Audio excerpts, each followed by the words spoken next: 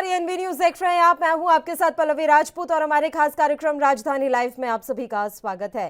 Bulletin की शुरुआत करेंगे राजधानी दिल्ली की खबर के साथ।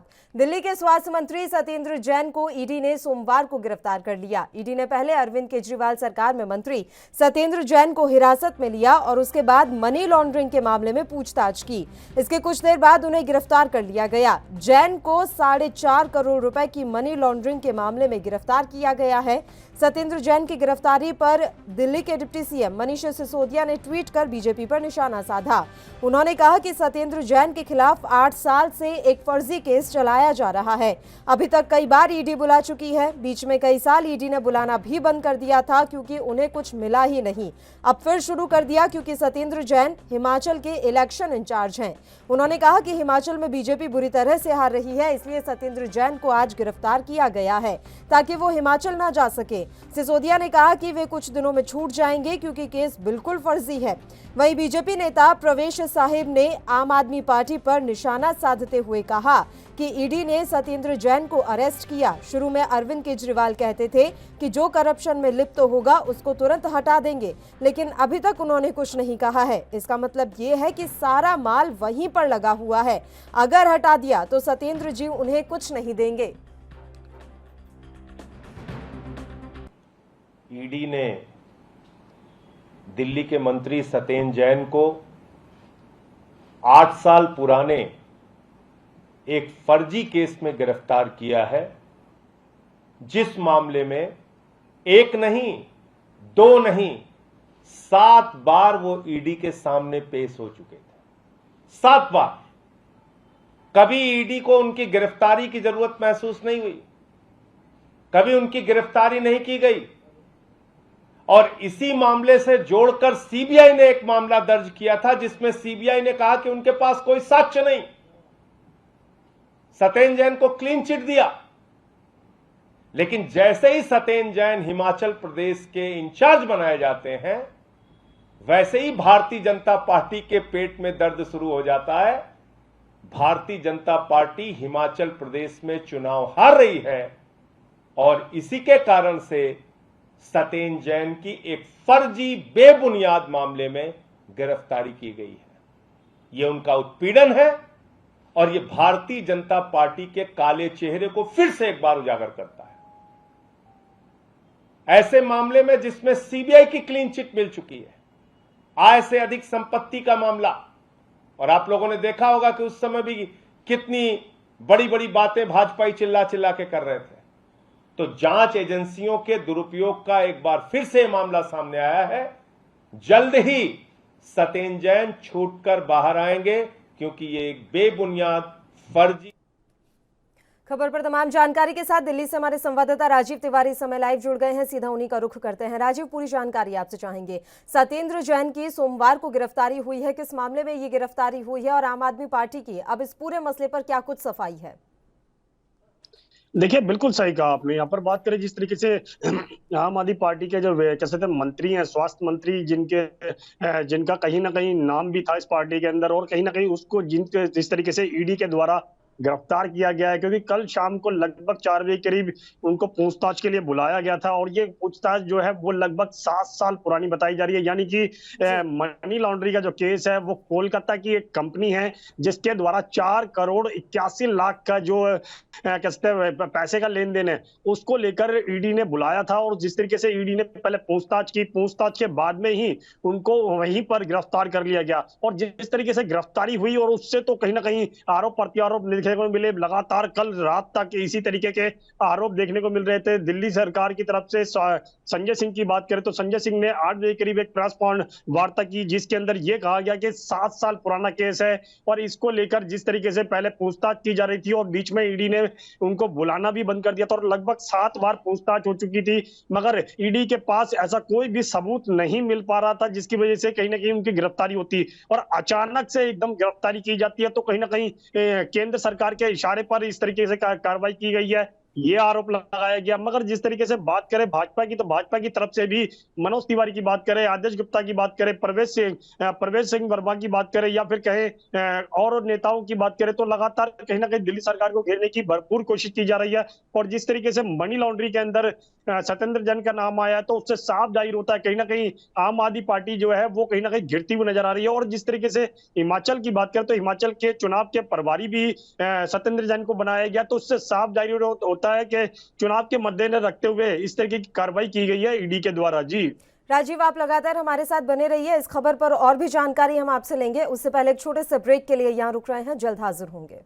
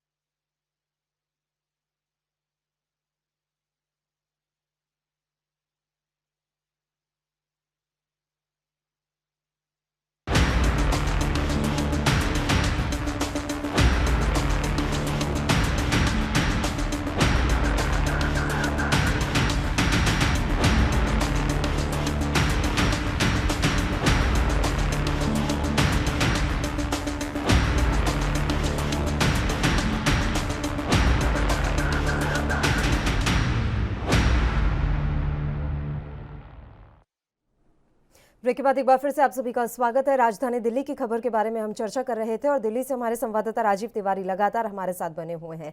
राजीव, अभी संजय सिंह ने जब प्रेस वार्ता की तो उन्होंने एक बात कही कि ईडी जैसी जो कंपनियां हैं या ईडी जैसी जो जांच एजेंसियां हैं उन्हें फौरन तौर पर बंद कर देना चाहिए, क्योंकि वो 8 साल से एक ही केस चला रहे हैं और उस केस को अभी तक सुलझाया भी नहीं जा सका है। सीधे सीधे आरोप तो है ही, और वाकई में सोचने वाली बात है कि 8-8 साल एक केस कैसे चल सकता है। बीच में वो केस बंद हो जाता है, फिर इस केस को उठाया जाता है, और हिमाचल प्रदेश के चुनाव हैं जहां पर सत्येंद्र जैन को चुनाव प्रभारी बनाया गया। ये सारी चीजें सिर्फ राजनीति से जुड़ती हुई नजर आ रही हैं।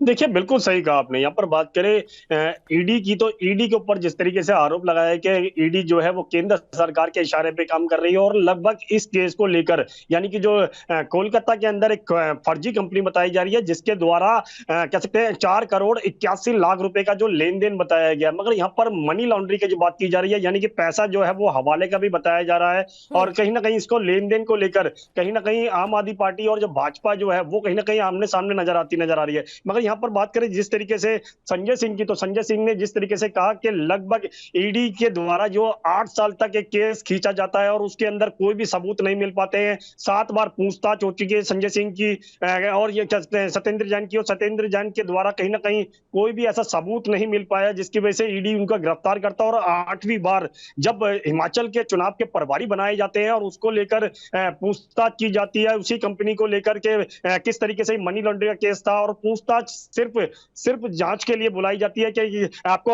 आना है और यहाँ पर पूछताछ करनी है और जानकारी जुटानी है कि भाई ये केस कब तक कैसे चल रहा था और ये किस कंपनी का नाम क्या था। ये फर्जी कंपनी बताई जा रही है। मगर जिस तरीके से गिरफ्तारी की गई उससे तो साफ जाहिर होता है कि चुनाव के मद्देनजर रखते हुए ही इस तरीके की कार्रवाई की गई। और इसी को लेकर के कोरोना काल के अंदर 2021 के अंदर एक प्रेस वार्ता की गई थी डिजिटल के माध्यम से अरविंद केजरीवाल के द्वारा, जिसके अंदर कहा गया था कि जब पंजाब के चुनाव खत्म होंगे तो उसके बाद में सत्येंद्र जैन की गिरफ्तारी की जा सकती है। और इसी को लेकर अंदेशा भी जताया गया था अरविंद केजरीवाल की तरफ से। वो अंदेशा जो है अब वो क्लियर हो चुका है, और जिस तरीके से सत्येंद्र जैन की गिरफ्तारी हुई है उससे तो साफ जाहिर होता है चुनाव के मद्देनजर रखते हुए ही ये कहीं ना कहीं गिरफ्तारी की गई है, ताकि हिमाचल में जो है सत्येंद्र जैन नहीं पहुंच पाए। और इसी को लेकर कहीं ना कहीं आम आदमी पार्टी की तरफ से भी बड़े बयान सामने नजर आ रहे हैं। भाजपा को घेरा जा रहा है कि भाजपा के इशारे पर ईडी और सीबीआई जो है वो जांच एजेंसी जो है वो इशारे पर काम कर रही है, और कहीं ना कहीं आम आदमी पार्टी के सवालों के जवाब भी कहीं ना कहीं भाजपा को देने होंगे। मगर मनोज तिवारी की बात करें तो मनोज तिवारी ने साफ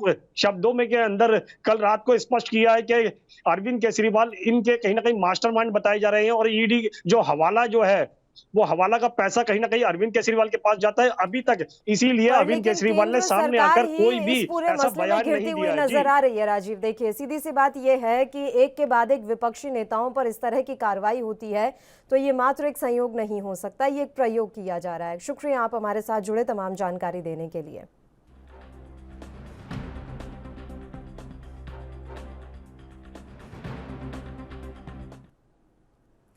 और चलिए अब राजधानी लखनऊ की खबर का रुख करते हैं। उत्तर प्रदेश कांग्रेस मुख्यालय पर 1 और 2 जून को नव संकल्प शिविर का आयोजन किया जाएगा। राज्य स्तरीय शिविर में पार्टी की यूपी प्रभारी प्रियंका गांधी वाड्रा शामिल होंगी। कांग्रेस उत्तर प्रदेश में पार्टी को पुनर्जीवित करने के लिए राज्य मुख्यालय पर 1 और 2 जून को नव संकल्प शिविर आयोजित करने जा रही है। राज्य स्तरीय इस शिविर में पार्टी की यूपी प्रभारी प्रियंका गांधी वाड्रा के साथ प्रदेश पदाधिकारी, जिला और शहर अध्यक्ष, पूर्व सांसद और विधायक, विधानसभा चुनाव 2022 और लोकसभा चुनाव 2019 के प्रत्याशी, फ्रंटल संगठनों के प्रदेश अध्यक्ष, विभाग और प्रकोष्ठों के प्रदेश चेयरमैन और अध्यक्ष, मीडिया विभाग के प्रवक्ता शामिल होंगे।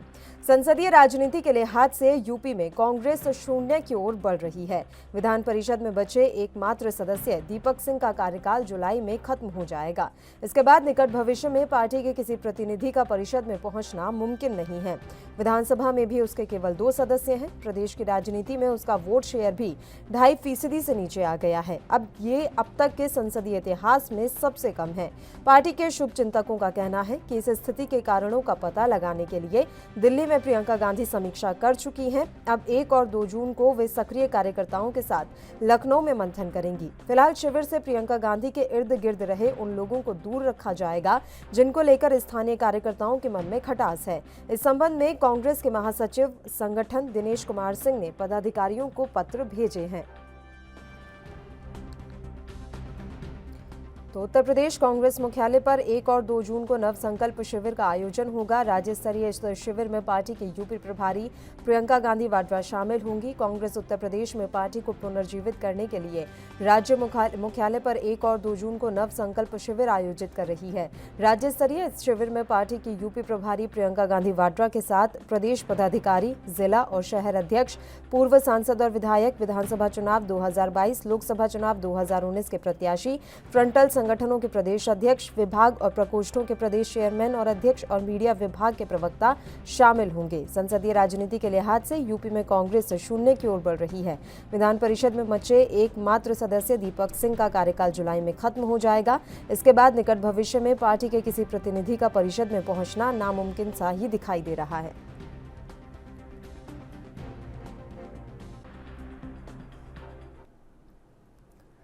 इस खबर पर तमाम जानकारी हम आप तक पहुंचाएंगे। उससे पहले एक छोटे से ब्रेक के लिए यहां रुक रहे हैं। आप बने रहिए हमारे साथ।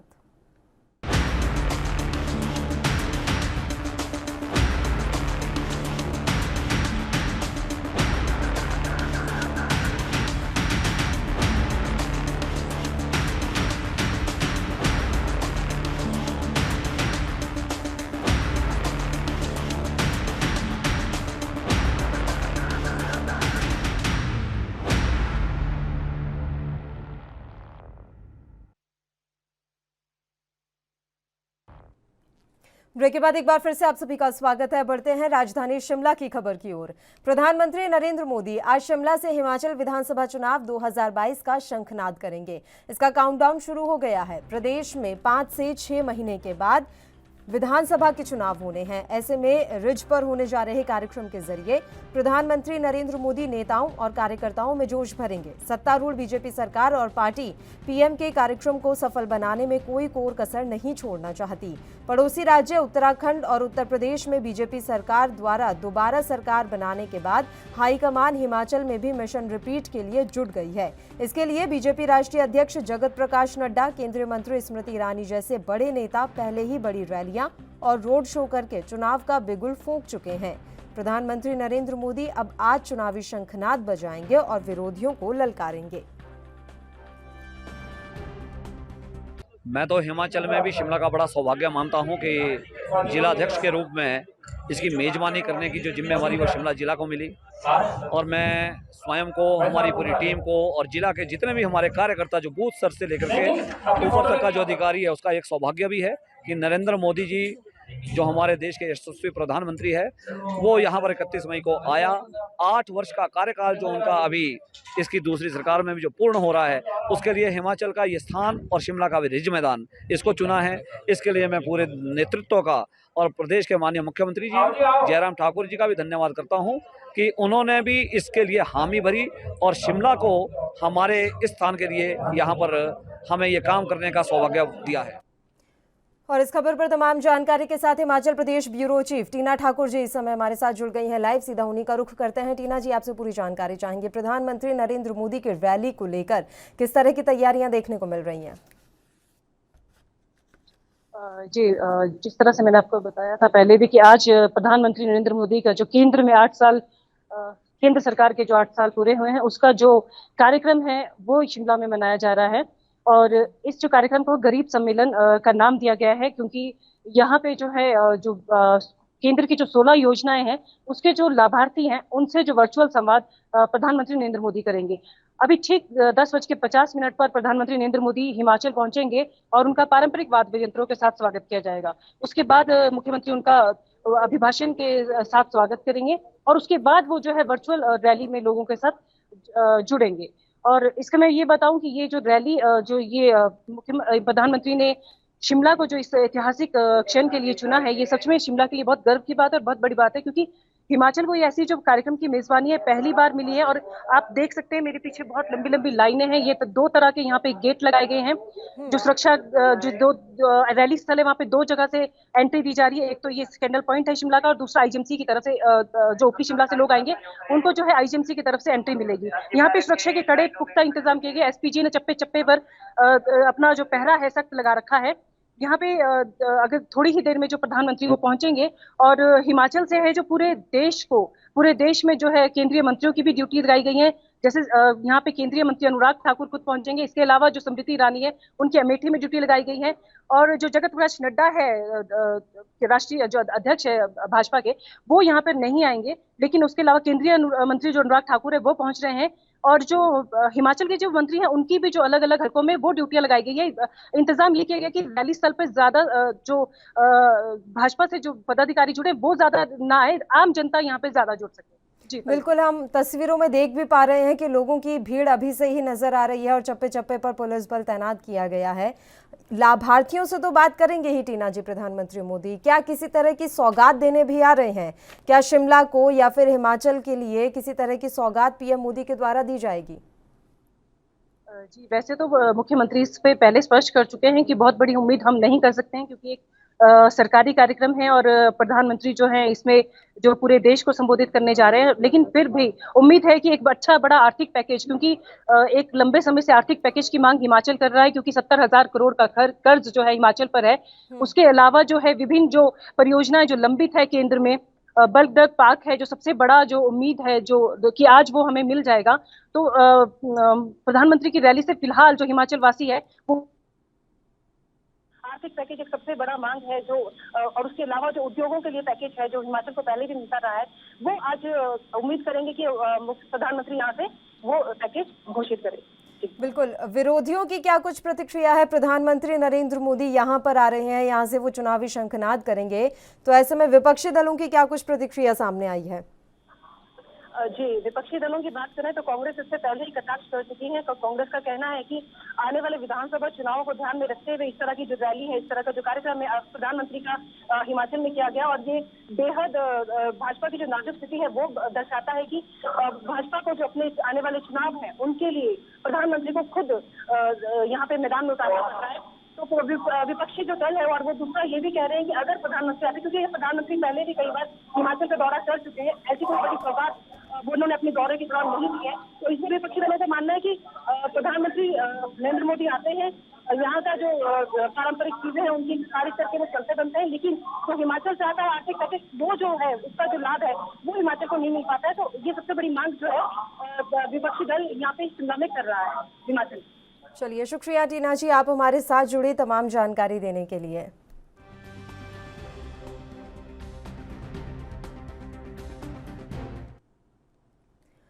और अब बढ़ते हैं उत्तराखंड की खबर की ओर। चंपावत विधानसभा उपचुनाव में आज मुख्यमंत्री सहित 4 प्रत्याशियों का भाग्य ईवीएम में बंद हो गया है। यहां 96,213 मतदाता अपने मताधिकार का प्रयोग करेंगे। इसमें पुरुष मतदाताओं की संख्या 50,171 और महिला मतदाताओं की संख्या 46,042 है। खटीमा सीट से विधानसभा चुनाव हार चुके मुख्यमंत्री पुष्कर सिंह धामी यहां उपचुनाव लड़ रहे हैं। उनके सामने कांग्रेस के निर्मला गहतोड़ी, सपा समर्थित प्रत्याशी मनोज कुमार उर्फ ललित मोहन भट्ट और निर्दलीय हिमांशु गढ़कोटी ताल ठोक रहे हैं। मतदान सुबह 7 बजे से शुरू हो चुका है, जो कि शाम 5 बजे तक चलेगा। वहीं मतदान के लिए विधानसभा में 151 बूथ बनाए गए हैं। 32 बूथों को संवेदनशील की श्रेणी में रखा गया है। इन बूथों की सुरक्षा एसएसबी और पीएससी के हवाले से की गई है। तो चंपावत विधानसभा उपचुनाव में आज मुख्यमंत्री सहित 4 प्रत्याशियों का भाग्य ईवीएम में बंद हो जाएगा। यहां 96,213 मतदाता अपने मताधिकार का प्रयोग करेंगे। इनमें पुरुष मतदाताओं की संख्या 50,171 और महिला मतदाताओं की संख्या 46,042 है। खटीमा सीट से विधानसभा चुनाव हार चुके मुख्यमंत्री पुष्कर सिंह धामी यहां से उपचुनाव लड़ रहे हैं। उनके सामने कांग्रेस के निर्मला गहतोड़ी, सपा समर्थित प्रत्याशी मनोज कुमार उर्फ ललित मोहन भट्ट और निर्दलीय हिमांशु गढ़कोटी ताल ठोक रहे हैं। मतदान सुबह 7 बजे से शुरू हो चुका है, जो शाम 5 बजे तक चलेगा। वहीं मतदान के लिए विधानसभा में 151 बूथ बनाए गए हैं। 32 बूथों को संवेदनशील की श्रेणी में रखा गया है। इन बूथों की सुरक्षा एसएसबी और पीएससी के हवाले से की गई है। चंपावत के लिए आज उपचुनाव हो रहा है। चंपावत उपचुनाव के लिए आज मतदान हो रहा है। सुबह 7 बजे से ये मतदान शुरू हो चुका है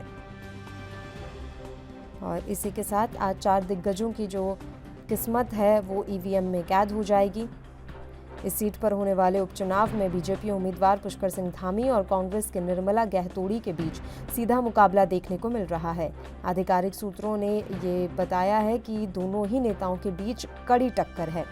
वहीं चुनाव प्रचार के आखिरी दिन मुख्यमंत्री ने जनसभा के अतिरिक्त मतदाताओं से सीधे संपर्क किया और उनसे मतदान की अपील की। इसके अलावा उन्होंने कहा कि मेरा सभी से निवेदन है कि मतदान के दिन को उत्सव दिवस के रूप में मनाएं और 100% मतदान करें।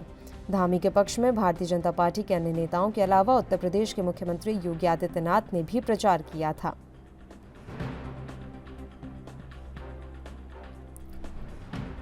और आज मतदान के लिए लोग निकल चुके हैं। चंपावत विधानसभा उपचुनाव के लिए वोट देने के लिए लोग घरों से निकल रहे हैं। सुबह 7 बजे से वोटिंग शुरू हो गई, जो कि शाम 5 बजे तक चलेगी। सुरक्षा व्यवस्था को लेकर तगड़े इंतजाम किए गए हैं।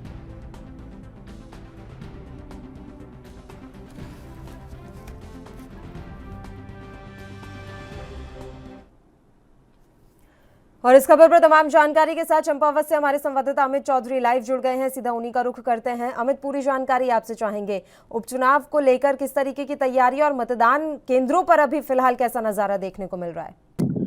हाँ बिल्कुल, आपको बता दूं आज चंपावत में बाई इलेक्शन है और जो वोटर हैं चंपावत के वो अपने मत का प्रयोग करने के लिए जो यहाँ तमाम बूथ बनाए गए वहाँ पहुँच रहे हैं। मैं अभी चंपावत के भदोसा क्षेत्र में मौजूद हूँ। आप देख सकते हैं यहाँ पर जो वोटर हैं वो अपने मत का लगातार प्रयोग कर रहे हैं। लोगों की लाइनें लगातार लग चुकी हैं और यहाँ पर अपने मत का प्रयोग करके जो यहाँ पर जो लोकतंत्र की जो कहा जाता है खूबसूरती है उसको दिखाया जा रहा है। यहाँ पर लगातार लोग पहुंच रहे हैं और अपने मत का प्रयोग किया जा रहा है और जो बाई इलेक्शन के जो नतीजे हैं वो आज ईवीएम में कैद हो जाएंगे और जो प्रत्याशी हैं उनके भाग्य का फैसला कहीं ना कहीं आज यहाँ पर ईवीएम में कैद होने वाला है।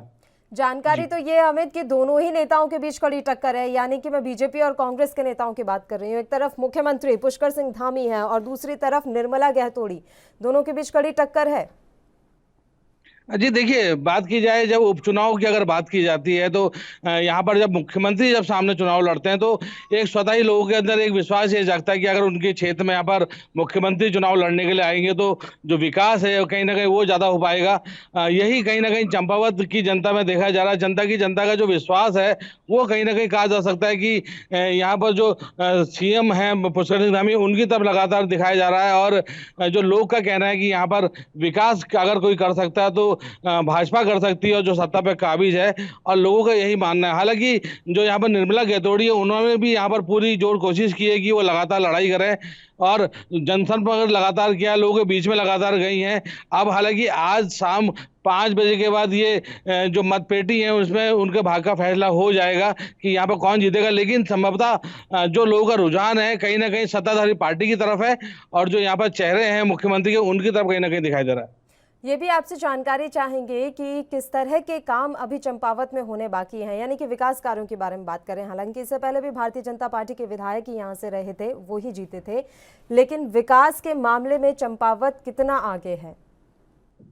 मैं आपको बता दूं, यहाँ जब चंपावत में हम लोग लगातार लोगों के बीच में पहुंचे तो साफ तौर से कहना था, क्योंकि सीमावर्ती इलाका है, दूरस्थ स्थान है, तो यहाँ लोगों का सबसे बड़ा ये था कि जो सुविधाएं हैं वो नहीं मिल पाती हैं। और यहाँ पर अगर बात की जाए तो पलायन सबसे बड़ा मुद्दा है। स्वास्थ्य सेवाओं की कहीं ना कहीं बदहाली लगातार हो रही है, उसको कहीं ना कहीं यहाँ पर देखा जा रहा है। और यही विश्वास जताया जा रहा है लोगों की तरफ से कि अगर यहाँ से जो चेहरा जीते तो वो कहीं ना कहीं लोगों के विश्वास काम कर सके। मैं आपकी बात कराना चाहूंगा, यहाँ जो लोग यहाँ वोटर हैं वो क्या सोचते हैं यहाँ के विकास को लेकर के। मैम ये बताइए, आप लोग अपने मत का प्रयोग करने आए हैं, क्या लगता है किस तरीके से क्या सोच लेके आए हैं? हम ये सोच लेके आए हैं कि पुष्कर धामी जी अगर हमारे क्षेत्र से भारी वोटों से जीतते तो हमारे क्षेत्र का अच्छा विकास होगा। जी, हमें ये बताइए मैम, क्या किस तरीके से आप यहाँ पहुंचे हैं, क्या विकास की सोच लेके आए हैं, और नाम बताइए पहले अपना। मेरा नाम संजना है। मैं हमारे गांव का विकास हो, हमारे क्षेत्र का विकास हो, इसी वजह से धामी जी को हम जिताना चाहते हैं। आप युवा है, क्या ये दिक्कतें युवाओं को यहाँ पर होती है, और किस तरह युवा जो है अब आगे सोच रहा है?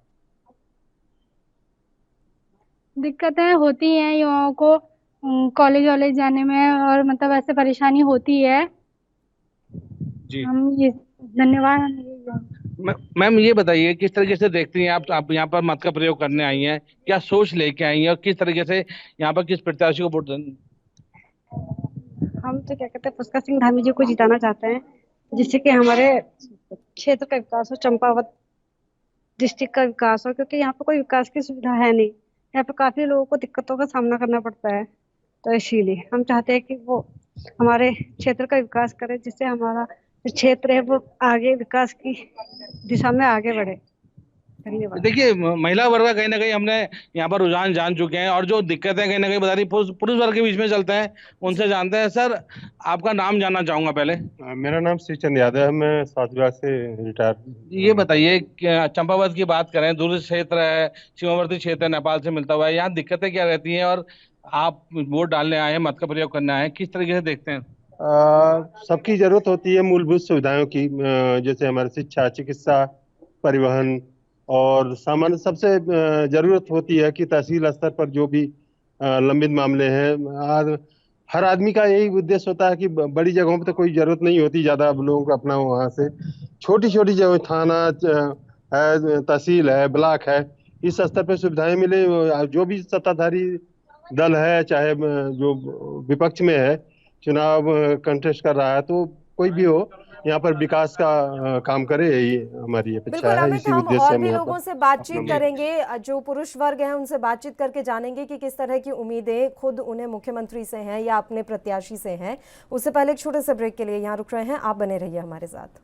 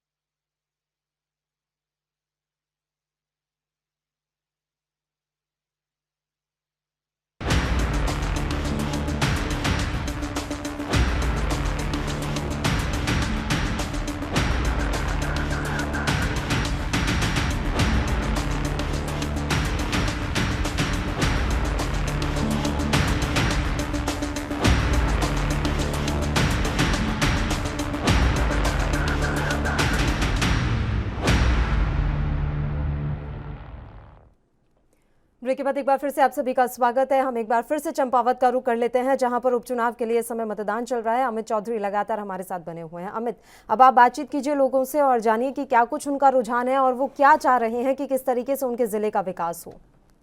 देखिए पल्लवी, लोकतंत्र की अगर बात की जाए, जो खूबसूरती है वो दिखाई इसलिए देती है। एक महिला मेरे साथ मौजूद है, शारीरिक रूप से अस्वस्थ है, लेकिन अपने मत का प्रयोग करने आई है। मत का यहाँ पर वैल्यू जानती हैं, उसका जानती है कि कितनी बड़ी ताकत होती है एक व्यक्ति का मत का प्रयोग करना। मैम, आपका नाम जानना चाहूंगा। पुष्पा देवी, श्रीमती पुष्पा देवी। ये बताइए, आप शारीरिक रूप से अस्वस्थ हैं, हाथ में फ्रैक्चर है आपके, फिर भी आप यहाँ पहुंची हैं, क्या सोच लेके पहुंची है? यहाँ की जनता क्या चाहती है? विकास चाहते हैं, धामी जी का विकास चाहते हैं और जिताना है, कोई किसी मतलब जिताना है उनको, और क्या बताए। 100% वोट पढ़ना चाहिए, यहाँ के लोगों का रोजगार होना चाहिए और सुविधा होनी चाहिए, और क्या बताइए। हमने कभी भाषण दिए ही नहीं है। ये बताइए कि यहाँ दिक्कतें क्या रहती हैं? आप महिला हैं, महिलाओं को क्या दिक्कतें रहती हैं चंपावत के अंदर? लगातार किस चीज की कमी यहाँ पर रही है सालों से, और अब क्या भरोसा है सीएम साहब के ऊपर कि यहाँ वो काम करेंगे? नाले आते हैं खेतों में, बरसात में भर जाते हैं खेत, पानी से रास्ते बंद हो जाते हैं, नाला ही नाला है, किसी के तो घरों में भी घुस जाता है, दिक्कत ही दिक्कत है। ये बताइए, कैलाश गैतोड़ी जी यहाँ विधायक रह चुके हैं भाजपा से, अब उन्होंने यहाँ पर मुख्यमंत्री जी के लिए सीट छोड़ी, मुख्यमंत्री जी खुद आ रहे हैं चुनाव लड़ने, खट्टीमार से हार चुके हैं। क्या लगता है कि यहाँ पर अगर वो आते हैं तो सबसे पहला काम उनको क्या करना चाहिए और उन पर क्या भरोसा है? भरोसा पक्का है कि ये पूरा विकास करेंगे यहाँ पे, और जो है नंबर 99% वोट पड़ना चाहिए उनको। उम्मीद है कि यहाँ का खटीमालों ने उनको खोया है तो, लेकिन चंपावत वालों ने उन्हें पाया है। तो कितनी बड़ी बात मानते हैं कि सीएम साहब ने सीट चुनी है? सीट बढ़िया चुनी है उनने, जो कि पड़ोसी चंपावत और उधम सिंह नगर का बॉर्डर रहता था ये। पहले भी देखिए, लगातार लोग उम्मीद जता रहे हैं सीएम पुष्कर सिंह धामी से, क्योंकि उनका जो व्यक्तित्व है और जो उन्होंने सीएम बनने के बाद जो अपने छोटे से कार्यकाल में जो काम किया, उस पर कहीं ना कहीं भरोसा जताया जा रहा है। और ये साफ तौर से दिखाई दे रहा है लोगों के बातों से कि जो विश्वास है वो बेहद ही पुख्ता है पुष्कर सिंह धामी पे, और कहीं ना कहीं उसको लेकर के अब आने वाला समय जो है वो स्पष्ट दिखाई दे रहा है। शुक्रिया अमित, हम पल पल की अपडेट लेते रहेंगे आपसे। अभी फिलहाल के लिए धन्यवाद, आप तमाम जानकारी देने के लिए हमारे साथ जुड़े। राजधानी मुंबई की खबर का रुख करते हैं। महाराष्ट्र कांग्रेस अध्यक्ष नाना पटोले ने राज्यसभा के उम्मीदवार के लिए इमरान प्रतापगढ़ी का नाम घोषित किए जाने का स्वागत किया। उन्होंने कहा कि कांग्रेस हाईकमान ने मशहूर शायर इमरान प्रतापगढ़ी को महाराष्ट्र से राज्यसभा का प्रत्याशी बनाकर भरोसा जताया है। अब इमरान पार्टी में बड़ा मुस्लिम चेहरा बनकर उभरेंगे। इमरान का मुरादाबाद से गहरा नाता है। उनके राज्यसभा का प्रत्याशी बनाए जाने से मुरादाबाद में उनके समर्थकों में खुशी की लहर दौड़ गई है। फोन करके उनके समर्थक बधाई दे रहे हैं। नाना पटोले ने कहा कि हमें इमरान युवा हैं और हमें ये पूरी उम्मीद है कि वो राज्य हित के लिए अच्छा काम करेंगे। नए चेहरों को तवज्जो देने का निर्णय हमारी अधिवेशन में हुआ था और कम उम्र के लोगों को मौका देना चाहिए।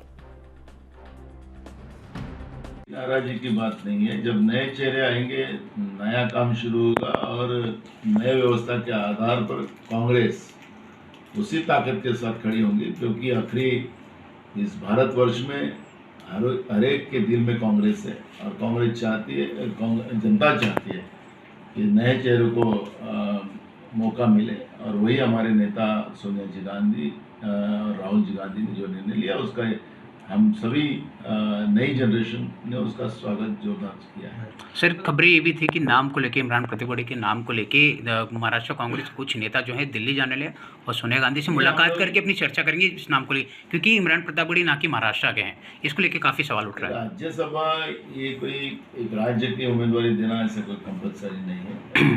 तो कई पार्टियों ने, एनसीपी का भी बिहार से आते थे, बीजेपी ने भी कई बार बाहर के राज्यों से उम्मीदवार दिए हैं। तो ये राज्यसभा के उम्मीदवारी का जो निर्णय होता है वो हाईकमांड का होता है, और जो देश के सामाजिक और विद्वता के आधार पर राज्यसभा की चुनौती की जाती है, वो हमारे नेता सोनिया जी गांधी ने किया है। और इसलिए कांग्रेस ने किया तो गलत किया, और दूसरी पार्टियां करती है तो वो अच्छा करती है। ऐसा जब होता है तो लोकतंत्र में ऐसा नहीं है। लोकतंत्र में आखिरी कुछ बातों को सोचकर उस समय आपको याद होगा कि रेखा जी को राष्ट्रपति कोटा से जब राज्यसभा में भेजा गया था, उस समय भी अपोजिशन ने उसके ऊपर टीका की थी। तो ऐसा है, वही रेखा जी के बारे में फिर वो अच्छा बोलने लगे, तो वो ऐसा चलते रहता है। तो इसलिए इस उम्मीदवारी को हम लोगों ने स्वागत किया है इमरान जी के, और वो हमारे महाराष्ट्र से अच्छा नेतृत्व राज्यसभा में करेंगे, ये उम्मीद। और इस खबर पर तमाम जानकारी के साथ मुंबई से हमारे संवाददाता सत्य प्रकाश सोनी इस समय लाइव जुड़ गए हैं। सत्य प्रकाश, पूरी जानकारी आपसे चाहेंगे। इमरान प्रतापगढ़ी को महाराष्ट्र से कांग्रेस का राज्यसभा उम्मीदवार बनाए जाने को लेकर कई कार्यकर्ताओं में समय नाराजगी देखने को मिल रही है। मुरादाबाद के रहने वाले इमरान प्रतापगढ़ी को राज्यसभा का प्रत्याशी बनाने के बाद से ही लगातार मुंबई में विरोध के स्वर उठने लगे हैं, जिसमें मुंबई महाराष्ट्र की तरफ से तमाम नेताओं ने सोनिया गांधी को ट्वीट भी किया है और इसमें सीधे तौर पर यह कहा है कि शायद उनकी पूजा में कोई कमी रह गई है, इस वजह से इस बार उन्हें मौका नहीं मिला। खासकर नगमा ने भी कहा है, राज बब्बर भी उम्मीदवार है। उसके बाद मुंबई में मिलिंद देवरा बड़े नेताओं के रूप में जाने जाते हैं, संजय निरुपम एक बड़े नेता के रूप में माने जाते हैं। उम्मीद है लोगों की थी कि मिलिंद देवरा या संजय निरुपम को राज्यसभा का प्रत्याशी जरूर बनाया जाएगा, लेकिन इस बार भी उन्हें इस बार मौका नहीं दिया गया। लिहाजा महाराष्ट्र में लगातार इमरान प्रतापगढ़ी के खिलाफ जो है विरोध के सुर उठने लगे हैं, लेकिन महाराष्ट्र के अध्यक्ष नाना पटोले ने इस बात को विराम देते हुए सीधे तौर पर कहा है कि इस तरह की अफवाह न फैलाएं, हमारे बड़े नेताओं के यहाँ आदेश है और उस आदेश को हम मानते हैं, लेकिन जिस तरह से इमरान प्रतापगढ़ी को मौका दिया गया है, जाहिर तौर पर मुस्लिम चेहरा एक बड़ा चेहरा है, युवा चेहरा है, और इस चेहरे को लेकर कहीं कहीं महाराष्ट्र में जो सियासी हलचल है वो काफी तेज होगी और कांग्रेस की पावर बढ़ेगी। इसको ध्यान में रखते हुए माननीय सोनिया गांधी और राहुल गांधी ने निर्णय लिया है, तो जाहिर तौर पर हमें मिलकर उसका स्वागत करना चाहिए। बिल्कुल, अगर हम महाराष्ट्र के बारे में बात करें तो क्या वाकई में ये ऐसा था कि महाराष्ट्र में कहीं कोई कांग्रेस के पास इतना बड़ा नेता नहीं था कि महाराष्ट्र के ही नेता को वो राज्यसभा भेजते? हालांकि ये बात सही है कि राज्यसभा में ऐसा जरूरी नहीं है कि जिस राज्य से आप भेज रहे हैं वो उसी राज्य का नेता हो, लेकिन प्रायोरिटी और प्राथमिकता की बात होती है सत्य प्रकाश, और रह रहकर ये स्वर उठ रहे हैं अब। बिल्कुल, देखिए, नेता जब किसी प्रत्याशी को मैदान में उतारता है तो सबसे पहले ये देखता है कि किस वोट बैंक का वो अपना वोट ले सकता है। तो सबसे जरूरी बात है, मुंबई महाराष्ट्र में मुस्लिम वोट को बरगलाने का काम जो है कहीं कहीं मुस्लिम समाज का कोई नेता ही कर सकता है। इस लिहाज से इमरान प्रतापगढ़ी के मौका दिया गया है। खासकर इमरान प्रतापगढ़ी युवा है और काफी अच्छे शायर भी है, शायरी के अंदाज में उन्होंने कांग्रेस को अपना बना लिया और बीजेपी पर लगातार निशाना साधते रहे। यह कहीं न कहीं कांग्रेस को बहुत भाया। यही वजह है कि इमरान प्रतापगढ़ी को डायरेक्ट सोनिया गांधी और राहुल गांधी ने बुलाकर मौका दिया और महाराष्ट्र में राज्यसभा का प्रत्याशी बना दिया। चलिए, शुक्रिया सत्य प्रकाश, आप हमारे साथ जुड़े तमाम जानकारी देने के लिए। और इसी के साथ राजधानी लाइव में फिलहाल के लिए इतना ही। मुझे दीजिए इजाजत। देश और प्रदेश की तमाम ताज़ा खबरों के लिए आप बने रहिए हमारे साथ। नमस्कार।